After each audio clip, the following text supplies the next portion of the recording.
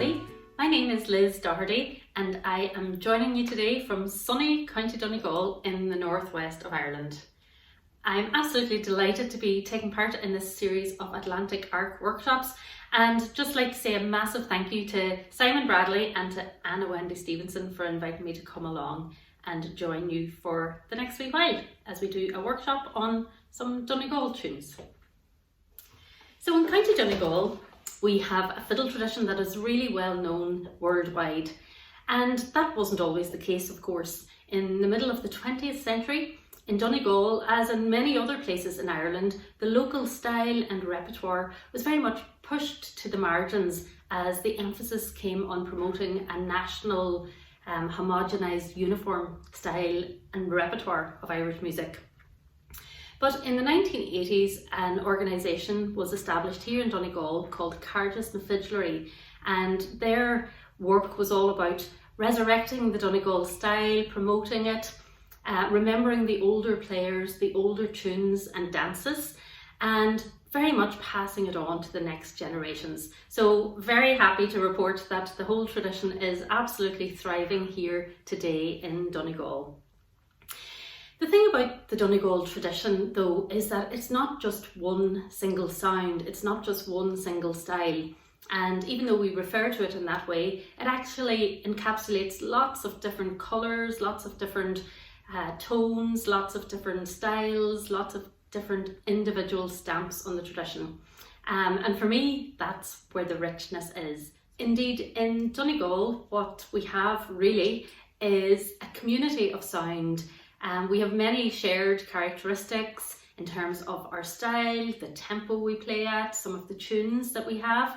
So lots of shared sounds between us, but also a lot of our own individual imprints on it. So rather than it being a single style, maybe thinking of it as a community of sound, a community of practice, really speaks more truly to what's happening. And scholars like Aidan O'Donnell, for example, have recently written about this idea, that this is what we have. It's not a single style, but more a community of sound.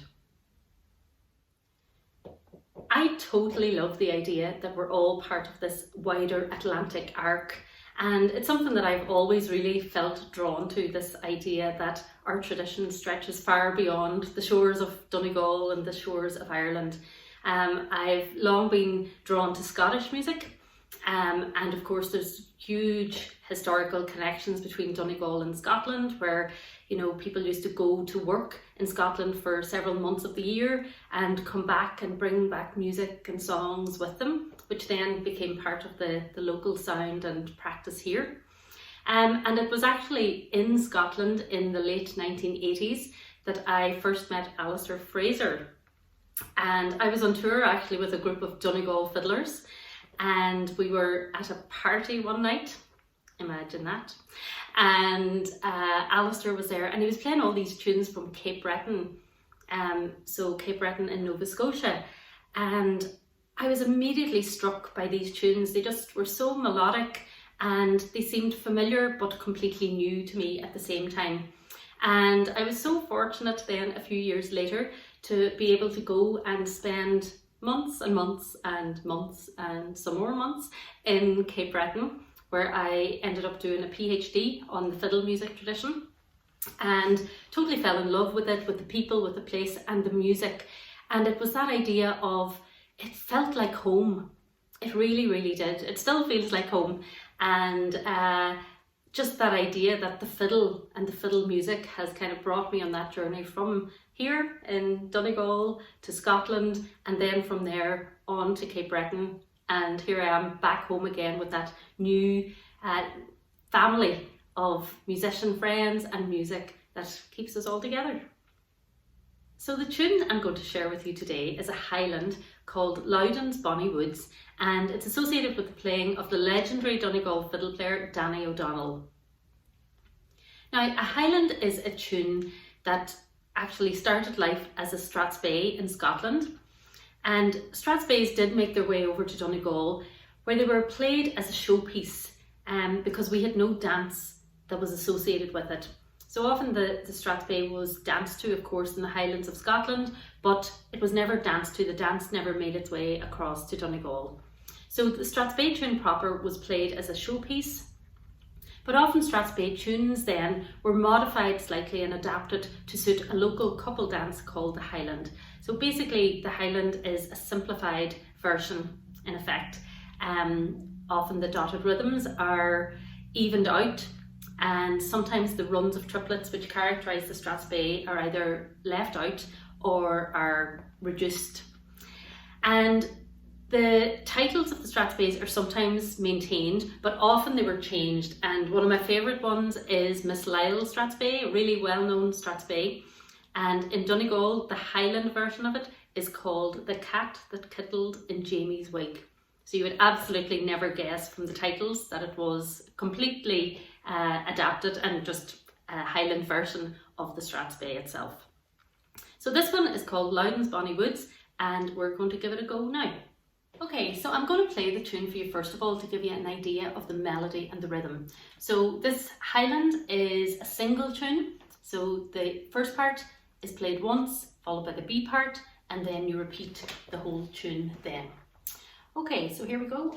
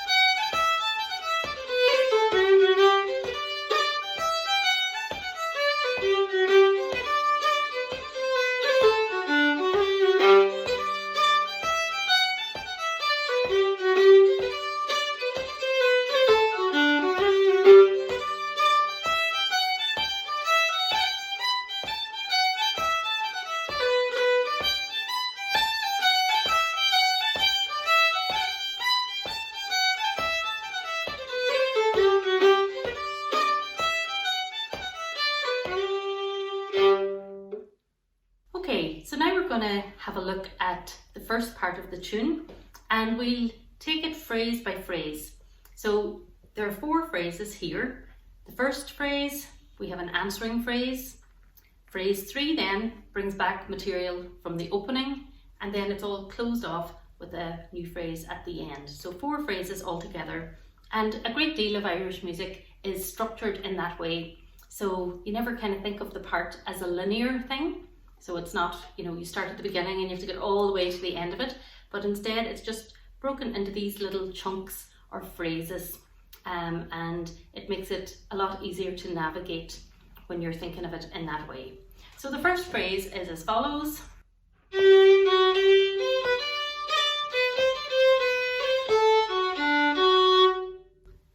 Second phrase.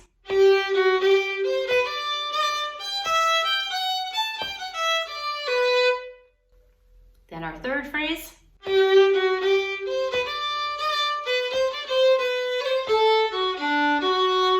then our closing phrase.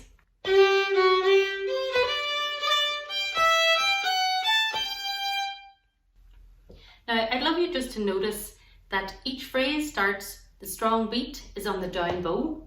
So that means we finish each phrase then on the up bow. So we start the strong beat on the down bow and the phrase finishes on the up bow. And that sort of bowing pattern is quite common within Donegal music, as is a lot of single bows. So you'll see a lot of single bowing happening here with just the occasional slur. So for now, just concentrate on the first beat, the strong beat being on the down bow, and the phrase ending on the up bow. So we'll try that again. So phrase 1.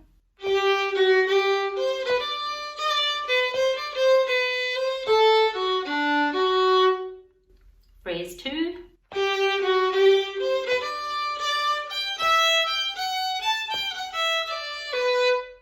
Phrase 3.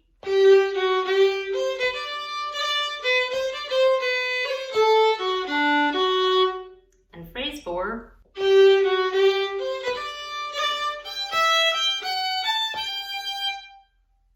And of course we've ended in a down bow there because we're going to have a nice little pickup into the second part of the tune.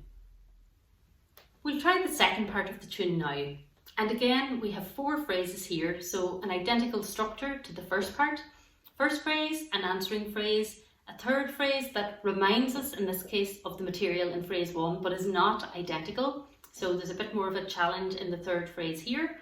And then our fourth and closing phrase. So that leaves us nicely balanced in the second part of the tune. So we'll try that. So we start with our pickup, hence the up bow.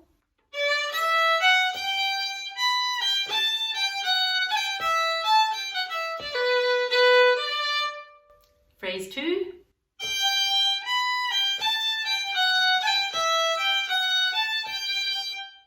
Phrase 3, again starting on a pickup.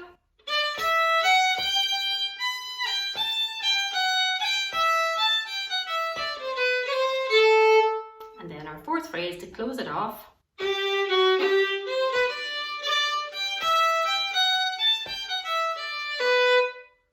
And then that leaves us ready to start the first part again with a nice strong down bow on the opening note. So let's put that second part together.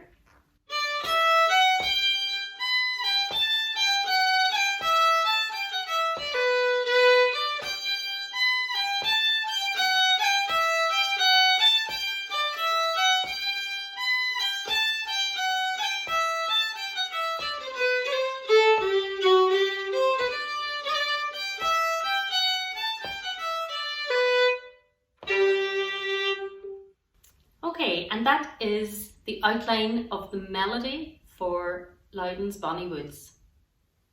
So we've learned the melody of the Highland, just the basic melodic line. We've talked a little bit about the bowing, and that of course brings us all around to the rhythm of the tune and the swing and the accents within the tune. So that gives us the basics, that gives us the bare bones of how the melody works here. And what we get to do now is take that melodic outline and colour it in whatever way we would like ourselves. And this is one of the great joys of Irish music, is that we all get the same or a very similar outline of the tune, and then we get to put our own stamp on it. And so this is where things like ornamentation and articulation and variation and emphasis all come into play. So you get to make all your own choices around that, to colour in the tune, colour in that outline whatever way you like. I'm going to share with you some of the things that I use to colour in this particular Highland, and indeed these are things that I use in practically all of my tunes. So the first one is where you have 2 notes of the same pitch happening together. It's a great opportunity to put in a little grace note. So in the first phrase of this tune we have 2 high Ds. Just there. And again, we could just separate those by adding a little grace note using the 4th finger.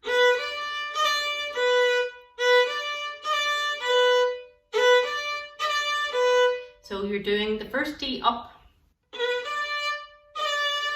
and just as you change bow direction for the second D, you're getting that little extra bite on it, and just a nice little crunchy rhythmic ornament there with the 4th finger. So we have,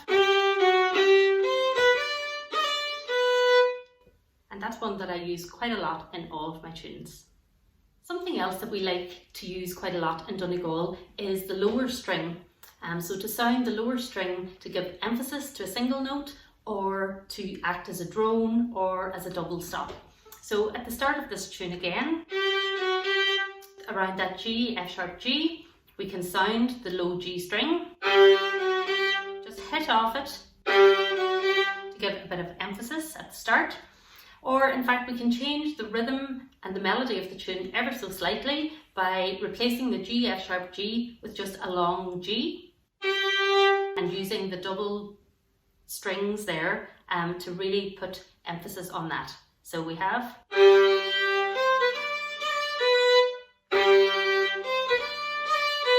so it's just a nice little bit of variation there, changing the melody and the rhythm, but also bringing in the low G string there.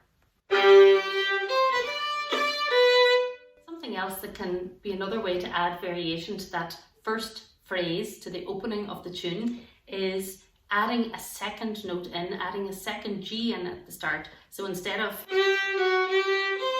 we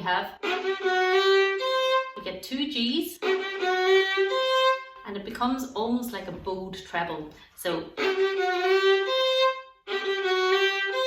you have G, G, F, G, then slurred.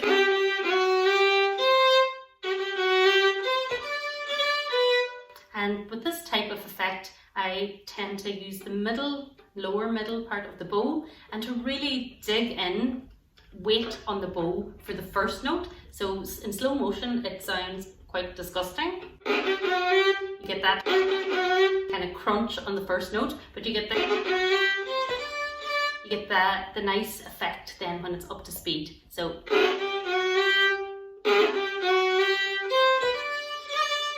and again, you can combine that with the lower string as well, so you get the full effect of it all happening there. So basically with that first phrase, with those first few notes, you have all kinds of options. So you can play it straight, with of course your grace note up in the Ds. You can play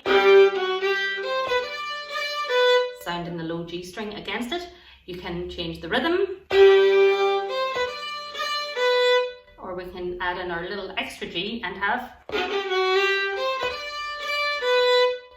So even within those first few notes, already you have lots of ideas to keep the flow of the tune going, to keep it moving, and to make your own choices around that, to put your own stamp on it. So let's look at some ways in which we might add some colour to the second part of the Highland. And an ornament that I would use quite a lot here is the roll. Now the roll is an ornament that's popular in all fiddle styles in Ireland, and indeed across all instruments as well. And it exists in two forms. We have the long roll, which lasts to the value of a dotted crotchet, and the short roll, which lasts for a crotchet. So if we look at the long roll first and where it might fit in the tune, we start the second part, and we're going to do a long roll on the note G, so the high G here.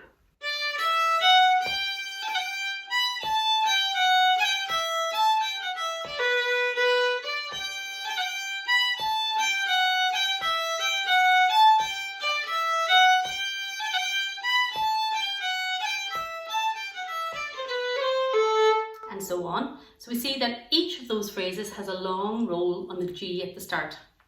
You'll also have noticed that in order to fit it in, we've had to change some of the main melody notes, otherwise we don't have a dotted crotchet to give over to the roll. So instead of the basic melody which we learned,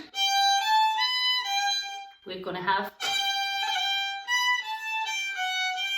so slight melodic variation there to allow for the long roll to fit in there. So what does a long roll actually look like? Well, we have 5 pitches in a long roll. We have the main melody note, we go above it, back to the main melody note again, underneath it, and finally land back on the main melody note one more time. So for a G roll, as we have here, the notes would be G, A, G, F sharp and G. And again, single bow up or single bow down. Now, in the playing of the roll, the notes are not all given equal value. So the first note is stretched out, and then the rest of the notes come clustered at the end of that. So we have the effect.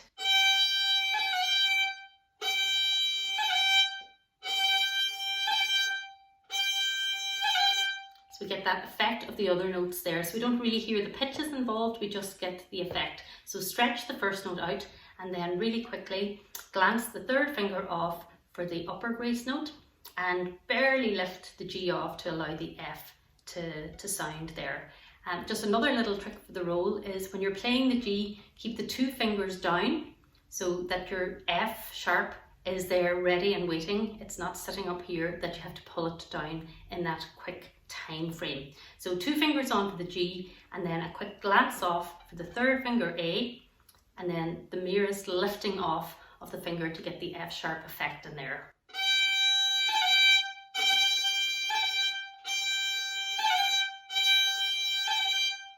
So that's the long roll. So the short roll then is very much like the longer version, except here we leave out the first note. So we actually leave out the G note in this case, and our short roll consists of the upper grace note A, G, F sharp and G. So it has much more of a rhythmic effect because we're really starting on that little grace note at the start. So we have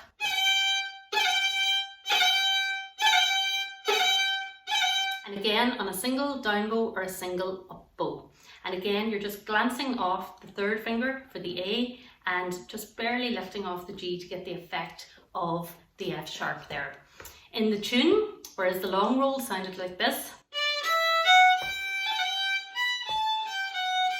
the short roll will sound like this. So we get that much more rhythmic effect.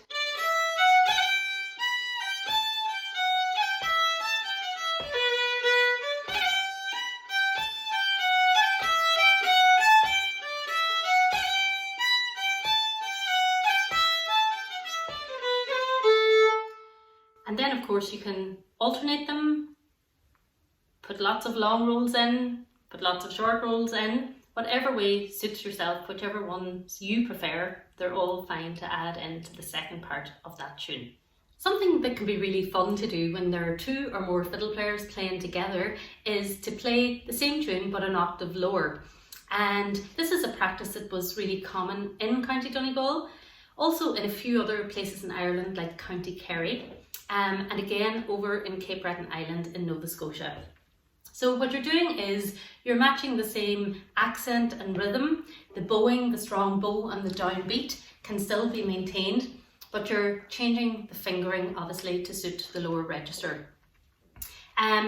Most tunes in Donegal allow for this to happen, and if the range isn't quite there, for example in the first G, F, G of this tune, it's not quite there, we don't have that low F sharp, so we can just play around on the G and that's absolutely fine to get the effect of the lower octave happening here. So let's try it. So join along in your own octave, in the regular octave, or take the time then to explore the lower octave for this and any other tune that takes your fancy. So here we go, 1, 2, 3, 4.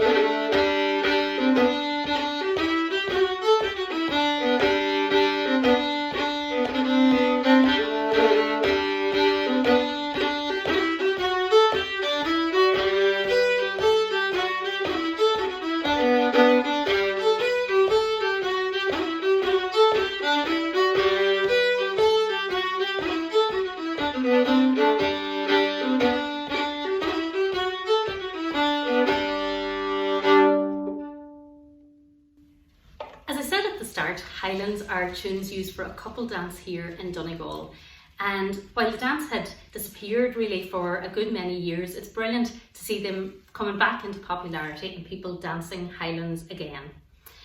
For dancers, a single Highland can be played over and over to accommodate the dancing, or a number of Highlands can be put together in a set, and for a listening audience the Highland can be followed by a reel, so a Highland reel set, much the same way as we have the Strathspey reel combination in Scotland and in Cape Breton.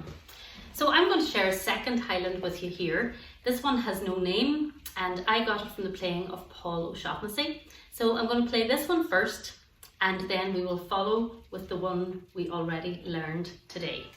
1, 2, 3, 4.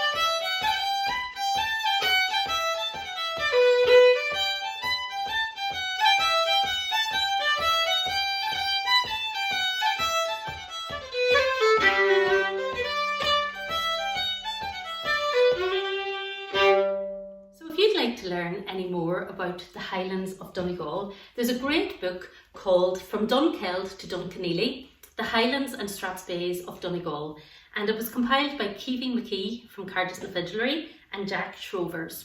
And it gives you loads of information about the history of the tune types and how they've existed here in Donegal, and it is literally a treasure trove of all of the tunes of this type that we can find within the tradition here. And for more information about the Donegal fiddle tradition in general, check out donegalfiddlemusic.ie. There's all kinds of stories and resources and history and everything there to allow you a deeper dive into the Donegal tradition. So we've come to the end of our workshop here today, so I hope you've enjoyed yourselves finding out a little bit about the Highlands of County Donegal. And I really hope that you've enjoyed all of your discoveries around the Atlantic Art workshops and all the diversity and colour and joy that we have in our shared traditions. So thanks again for taking part, and a big thank you again to Simon and to Anna Wendy for making it all happen. And hopefully we'll see you guys in real life sometime not too far down the road. Bye bye for now.